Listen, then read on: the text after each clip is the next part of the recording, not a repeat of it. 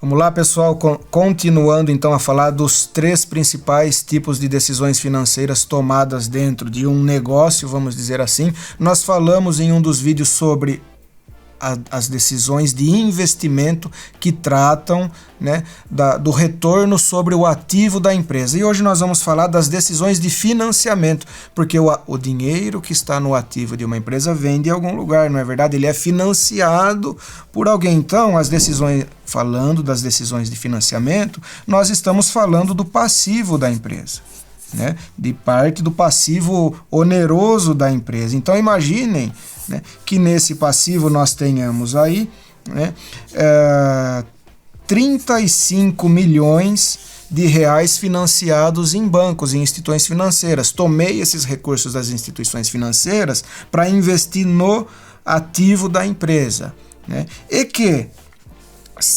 25 milhões desses recursos sejam capital próprio, seja capital dos sócios, que o sócio colocou e mantém esse dinheiro dentro da empresa. Ora, vamos imaginar o seguinte, que desses 35 milhões eu pague 3 milhões de reais de juros por ano, né? O que acontece? Eu tenho então um custo de 8% do capital de terceiros dentro da minha empresa. E vamos imaginar que o sócio, né, exija 20% de retorno sobre o seu capital. Isso significa que no final do ano a empresa tenha que ter proporcionado um lucro de 5 milhões de reais. Então, olhem aqui que interessante.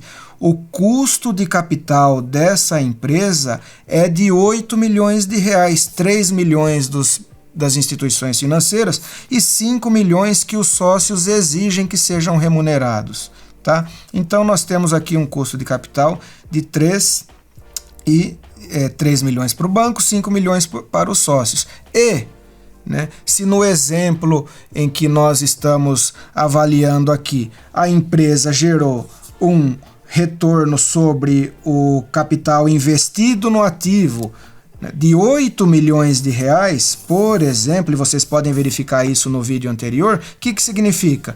Que o retorno, o ROIC, né, o retorno sobre o capital investido de 8 milhões, ele remunerou, pagou adequadamente o banco e sobrou quanto?